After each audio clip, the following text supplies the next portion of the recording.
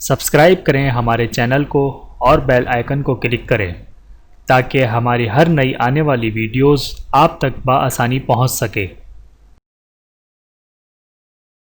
بسم اللہ الرحمن الرحیم۔ جمعے کے دن کے مسنون اعمال: عمدہ کپڑے زیب تن کرنا، تیل اور خوشبو وغیرہ لگانا، مسجد جلدی پہنچنا، مسواک کرنا، غسل کرنا، کثرت سے درود شریف پڑھنا، دعاؤں کا اہتمام کرنا، نماز جمعہ کے لیے پیدل جانا، امام کے قریب بیٹھنا اور خطبہ غور سے سننا، اور سورہ کہف کی تلاوت کرنا۔ جمعے کے دن ہر جانور منتظر ہوتا ہے کہ شاید آج قیامت ہو۔ جب بخیریت سورج نکل آتا ہے تب سمجھتا ہے کہ آج قیامت نہیں۔ ابن عمر سے روایت ہے کہ نبی کریم صلی اللہ علیہ وآلہ وسلم نے ارشاد فرمایا، جب تم میں سے کوئی جمعے کے دن اونگھے تو وہ اپنی جگہ سے ہٹ کر دوسری جگہ بیٹھ جائے۔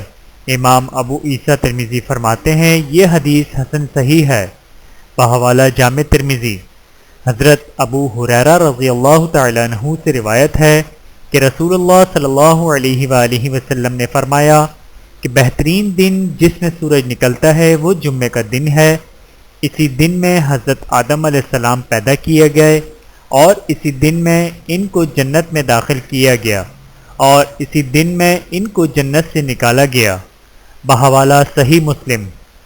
رسول اللہ صلی اللہ علیہ وآلہ وسلم نے فرمایا کہ مسجد کے دروازوں میں سے ہر ایک دروازے پر ایک فرشتہ ہوتا ہے جو سب سے پہلے آنے والوں کے نام لکھتا ہے، تو سب سے پہلے آنے والا اونٹ قربان کرنے والے کی طرح ہے، پھر درجہ بدرجہ یہاں تک کہ انڈا قربان کرنے والے کی طرح۔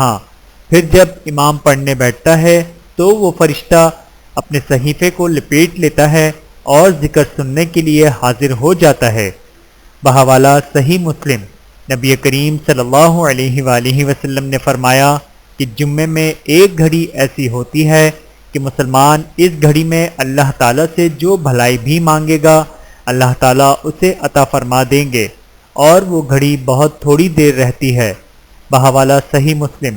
اللہ تعالیٰ ہم سب کو عمل کرنے کی توفیق عطا فرمائے، آمین ثم آمین۔ ویڈیو دیکھنے کا بہت شکریہ۔ مزید ویڈیوز دیکھنے کے لیے ہمارے چینل کو سبسکرائب کریں۔ اگر ویڈیو پسند آئے تو لائک کریں۔ اچھی بات کو دوسروں تک پہنچانا صدقہ جاریہ ہے۔ جزاکم اللہ خیرا کثیرا۔ اپنا اور اپنے پیاروں کا بہت زیادہ خیال رکھیے گا اور مجھے دعاؤں میں یاد رکھیے گا۔ Take care. اللہ حافظ۔